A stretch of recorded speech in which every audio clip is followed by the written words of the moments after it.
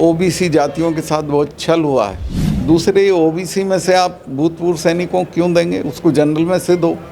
OBC का जो आरक्षण है वो ओबीसी को ही दो। इसमें बेईमानी करोगे तो लड़ाई होगी, फिर लोग पटरियों पर बैठेंगे, कहीं सड़क रोकेंगे, फिर आप समझौते करेंगे, तो वो कोई अच्छी बात नहीं। राज्यपाल पद की गरिमा और सम्मान को विश्व पटल पर पहचान दिलाने वाले आदरणीय श्री सत्यपाल मलिक साहब आज जयपुर में हैं, जो बिहार, उड़ीसा, जम्मू कश्मीर, गोवा और मेघालय 5 राज्यों के राज्यपाल के रूप में रहे हैं, जिनके फैसले, जिनकी कार्यशैली युगों युगों तक राजनीति और जनसेवा में आने वाले लोगों के लिए एक बड़ी प्रेरणा होगी। यूँ तो महामहिम से मैं समय समय पर मिलता रहा हूँ और 2018 से ही समुचित मार्गदर्शन मिलता रहा है। आज एक फ्रीलांसर जर्नलिस्ट के नाते सर का एक विशेष साक्षात्कार। सर, जीवन की एक अद्भुत यात्रा है। राजनीति में युवा साथी आने वालों को आप अनुभव के आधार पर क्या संदेश देना चाहिए कि समाज की सेवा और देश की सेवा के लिए राजनीति का चयन किस रूप में करें, कैसे काम करें?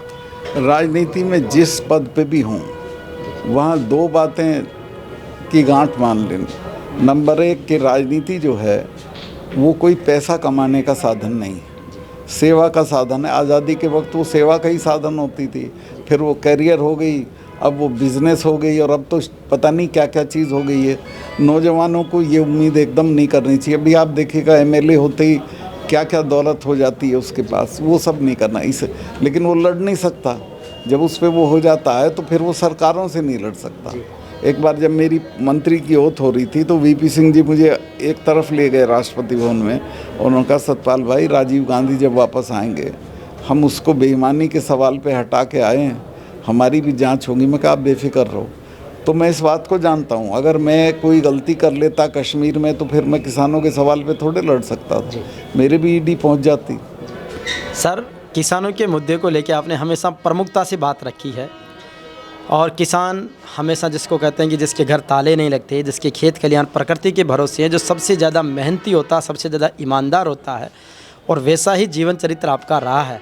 तो किसानों को और कितना अपने अधिकारों के प्रति जागरूक रहने के लिए और सरकारों को उनके प्रति कितना संवेदनशील रह के काम करने की ज़रूरत है? देखिए, सरकारों को तो ये मानना चाहिए, जिस सरकार का भी किसान और जवान नाखुश होगा वो बर्बाद हो जाएगी, वो देश बर्बाद हो जाएगा। और किसानों को ये करना चाहिए कि जब वो क्रूशियल टाइम आता वो बिरादरियों में बट जाता है। मैंने धरने पे भी मैंने देखा, भाई तो फलानों का धरना है, ये तो उनका, सबका है, मिलना तो सबको है। आखिरकार जो मांगे मान ली गई तो सभी पे लागू होंगी, लेकिन जाति में नहीं बंटना चाहिए। दूसरा सर, आप विभिन्न राज्यों के राज्यपाल रहे, हर पद पर रहे, राजनीति और जो भी जीवन में आदमी के करियर में आते हैं वो सब पायदान आपने पाए हैं। एक जीवन की सफलता किस में मानते हैं कि एक सार्वजनिक जीवन की सफलता इस मायने में है, क्योंकि आप उसके एक उदाहरण हैं? जीवन की सफलता मैं उन दिनों को मानता हूं जब हम संघर्ष में थे, सड़कों पे थे। एक वक्त ऐसा था, जेपी मूवमेंट में थे हम लोग, 5 रुपये जेब में होते थे, देश बदलने निकल लेते थे। वो आनंद मुझे राजभवन में नहीं आया, जो आनंद हमें जेल में लड़ने में, संघर्ष में नारा लगाते हुए आता था। राजस्थान की यात्राएं आपकी खूब होती रही है। आप स्कूल कॉलेज से लेके और यूनिवर्सिटीज़ के कार्यक्रमों में, समाज के कार्यक्रमों में, किसानों के कार्यक्रमों में और अन्य सामाजिक सरोकारों में सदैव आते रहे हैं। राजस्थान को आप किस रूप में अपने जीवन में इंगित करेंगे, राजस्थान के लगाव को, राजस्थान की यादों को? देखिए, राजस्थान से मैं बहुत प्रेरणा लेता हूँ।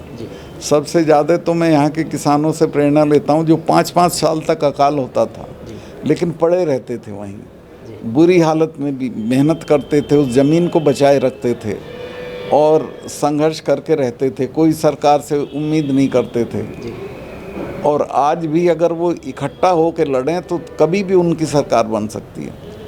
एक सर, मैं एक मीडिया पर्सन के नाते, सामाजिक कार्यकर्ता के नाते आपके जीवन से बहुत कुछ मैंने सीखा है।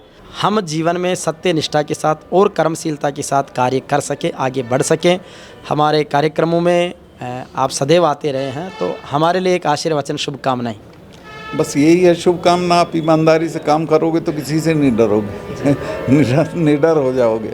महात्मा बुद्ध जो कहते हैं, वो कहते हैं मेरा निर्वाण बाहर नहीं होना, यही होना इसी जन्म में। और वो तब होना है जब तुम्हें तमाम तरह की इच्छाओं से मुक्ति हो जाएगी, तो निर्वाण हो जाएगा तुम्हारा। एक सर, अभी ओबीसी आरक्षण को लेकर राजस्थान के संदर्भ में विशेष रूप से सरगर्मियाँ चल रही है। सीएम साहब से भी मिले हैं, हमारा डेलीगेशन लगातार कार्य कर रहा है। उसको लेके सबकी बड़ी उम्मीदें हैं कि आज गवर्नर साहब जयपुर में आए हैं तो ओबीसी आरक्षण को लेके, अपने लोगों के हकों को लेके सीएम को भी सलाह देंगे और सरकारों को भी नसीहत देंगे। तो उसको लेके मैं बिल्कुल दूंगा, चूँकि ओबीसी जातियों के साथ बहुत छल हुआ है।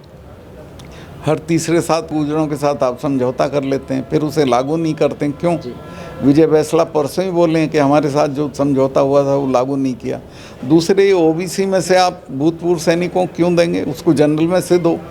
ओबीसी का जो आरक्षण है वो ओबीसी को ही दो, और नहीं उसमें बेईमानी करोगे तो लड़ाई होगी। फिर लोग पटरियों पर बैठेंगे, कहीं सड़क रोकेंगे, फिर आप समझौते करेंगे, तो वो कोई अच्छी बात नहीं है। तो निश्चित रूप से जिस भी समाज के अधिकार हैं वो उन्हें निश्चित रूप से दिए जाना चाहिए, और महामहिम से हमारा स्नेह आत्मीयता सदैव बनी रहेगी। और निश्चित रूप से हम समाज में निष्पक्षता के साथ, राजनीति में शुचिता के साथ में, सदैव निष्पक्षता के साथ में कार्य करने के लिए प्रतिबद्ध हैं।